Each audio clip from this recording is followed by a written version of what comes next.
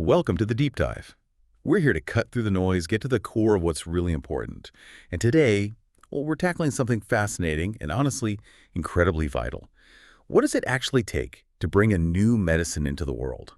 From that first spark, that idea in a lab, all the way to it reaching millions of patients who really need it.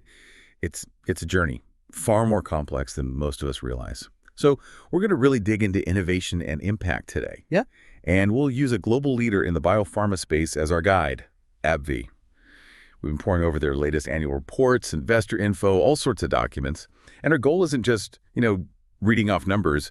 It's to genuinely understand their mission, what they've actually done, and where they're heading, the path forward. Exactly. And our mission here for you listening is really to strip away the corporate speak, the dense financial stuff. We want to unearth those really key nuggets of knowledge, see how a company this big navigates the challenging landscape of healthcare, from, cutting edge science to market dynamics and what it all means for you. Absolutely. And maybe to ground this whole thing right away, let's think about Allison. She's a patient they featured. She's battled debilitating migraines for, well, most of her life. Her story really highlights the human side, right? The impact behind these huge companies. Their search for treatments like AbbVie and Calypta, which AbbVie makes for migraines. It's not just papers and profits. It's about people getting relief, getting their lives back. Allison's story is a powerful reminder of that. It really is. And her experience ties directly into AbbVie's core purpose.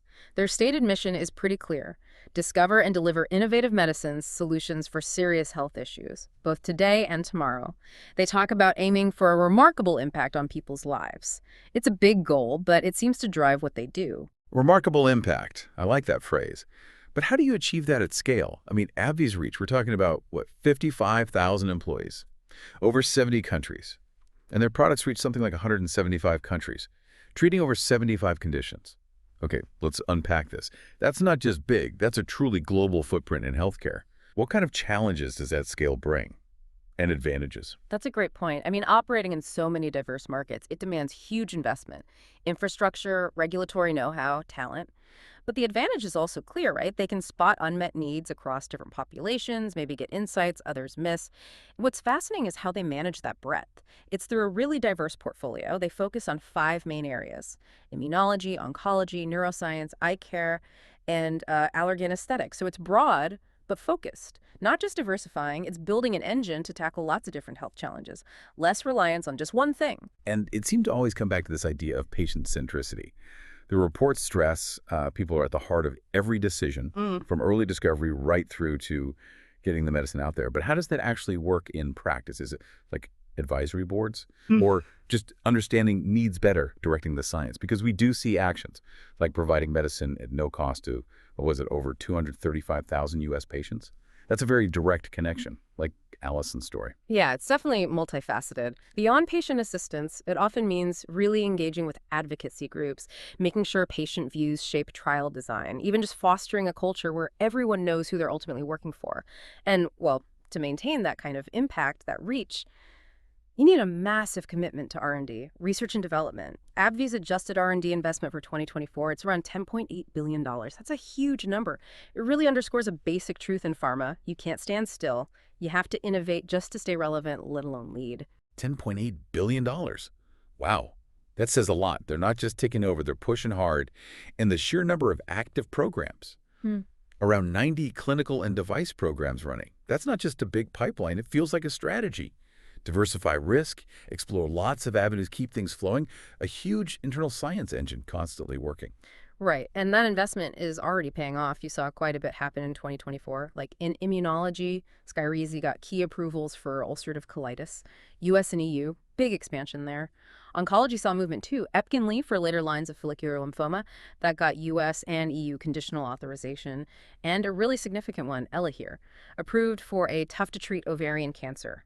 FR alpha positive, platinum resistant, in both the US and EU. For people less familiar, that type of ovarian cancer is very aggressive, few options. So Elahere is a big step forward for those patients. We also saw Vyalev for advanced Parkinson's, new uses for Botox and Juvederm in aesthetics. Oh, and positive phase 3 results for tavapadon in early Parkinson's. That could be important for neuroscience down the line. And they're not just relying on their own labs, are they? They're also bringing things in from outside. Smart external growth. In 2024 alone, something like 20 collaborations, licensing deals, acquisitions, like the ImmunoGen deal. That brought in Elahere, yes, but also boosted their work in ADCs, antibody drug conjugates. Those are sometimes called smart bombs, delivering chemo right to the cancer cells, sparing healthy tissue. It's clever tech. Then there's Sorrel Therapeutics, boosting their neuroscience pipeline significantly. And collaborations too. Aliada, Celsius Therapeutics for IBD, DJS antibodies for fibrotic diseases. It's a real mix of building internally and partnering externally. Yeah, this build and buy approach, especially with those huge R&D numbers. Yeah. It leads to a critical question, doesn't it? How does a company like AbbVie manage that balancing act? These massive long-term bets versus immediate market pressures. I mean, the whole R&D process, discovery to launch, typically takes 8 to 12 years, sometimes even longer. And there's just no guarantee, when or even if a drug will get approved. That timeline just highlights the huge risk, the capital needed, the patients involved.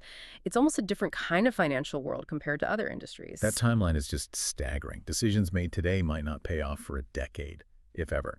So how do they fund it all, these long-term high-risk projects? Let's maybe pivot to the financials that make it possible. Exactly. So in 2024, AbbVie reported worldwide net revenues of $56.3 billion. That's about 4% operational growth. Pretty solid. Their operating earnings were $9.1 billion, and cash flow from operations was very healthy, $18.8 billion. These numbers show that strong financial base you need to sustain that long-term R&D. It's the fuel for those long-shot, maybe life-saving bets. But the market itself is always changing, isn't it? Which makes those numbers maybe even more impressive. We saw Humira sales drop significantly in 2024, global decrease of 37%, I think, and 41% in the US. That's directly from biosimilar competition kicking in after it lost exclusivity in early 2023. And this isn't just, one product fading. It shows how they're managing a major transition. Pipeline orchestration, they call it. It's notoriously tough in pharma. Lots of companies stumble when a big one goes off patent, but AbbVie seems to be navigating it. While Humira declines, their growth platform drugs like Skyrizi and Rinvoq, they're performing really strongly. Sales up 51% and 53% respectively in 2024. Those two plus Humira still made up nearly half, about 47% of total revenue in 2024. So you see the shift happening. And of course, the new drug Elahere from the Immunogen deal brought in $479 million in 2024. That's a significant contribution already. It shows foresight, quick adaptation. Yeah, that ability to transition from one major source of revenue to the next, that's really what separates the leaders. And this financial strength, this adaptability, it's definitely created long-term value for shareholders. Over the last 10 years, AbbVie boosted its quarterly dividend by over 235%. And its market cap grew by, wow, $210 billion. Let me put that in perspective for you listening. Imagine you invested $100 in AbbVie stock back at the end of 2019.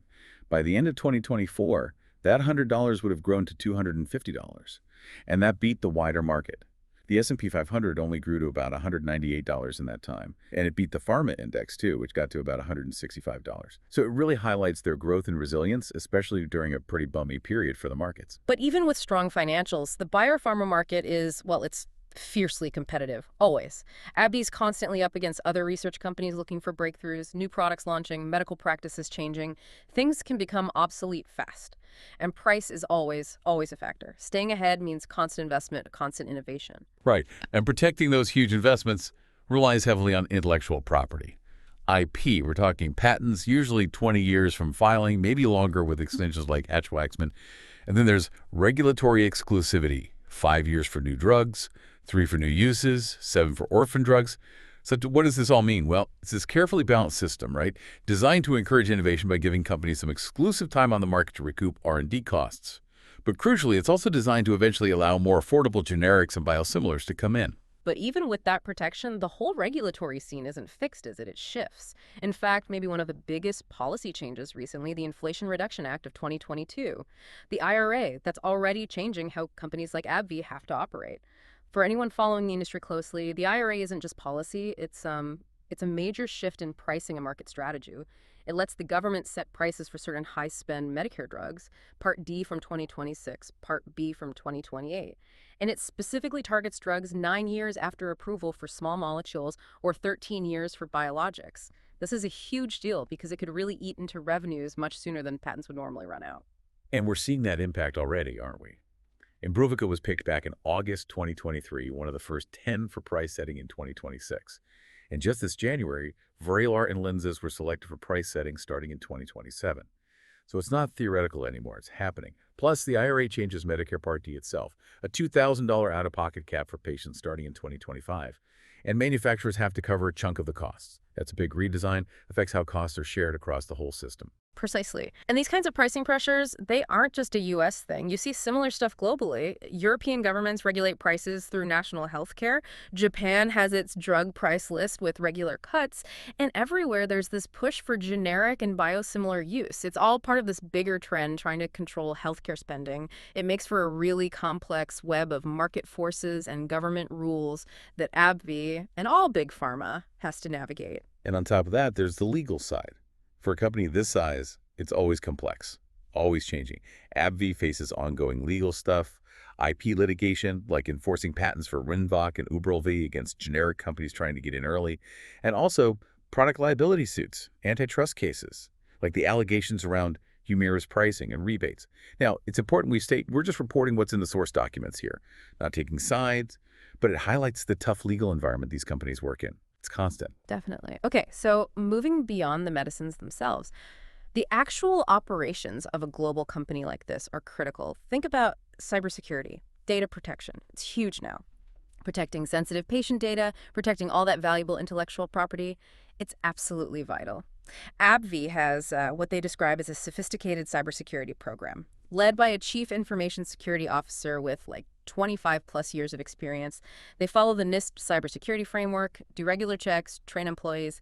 It's not just about ticking boxes, it's about protecting everything. Research, trust, operations from threats that are always evolving. Yeah, it's amazing how crucial those back office functions are when you think about the risks. And same goes for supply chain resilience, right? They rely on suppliers all over the world for raw materials, sometimes just one supplier for a really specific component.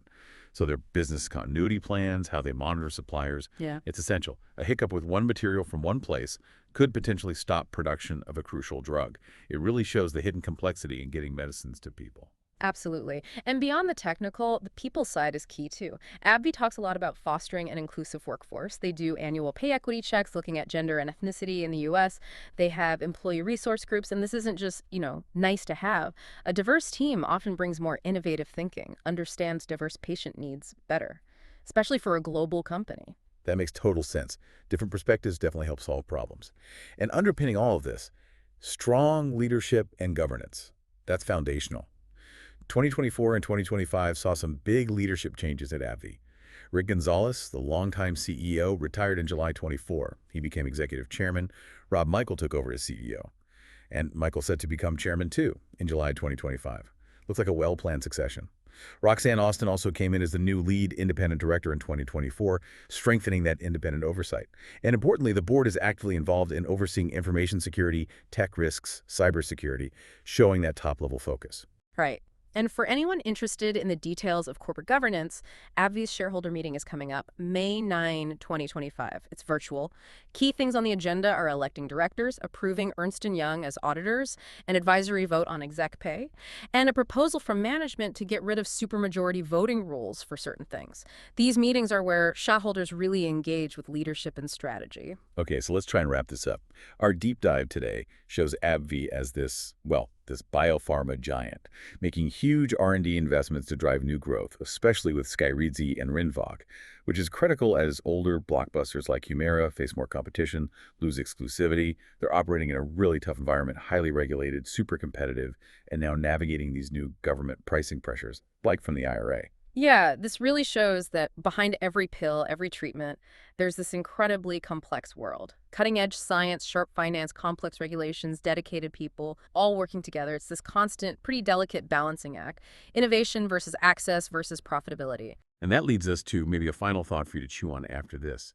As we've heard, companies like AbbVie invest billions, truly, billions in R&D, bringing critical new medicines out often after a decade or more of really risky science. But at the same time, we see more and more pressure on drug prices from governments, from competition. So it leaves us with a big question, doesn't it, for all of us? What is the optimal balance? How do we incentivize that groundbreaking innovation while also making sure these life-changing treatments are affordable and accessible to everyone who needs them? It's a tension, and it's going to shape healthcare for a long time to come.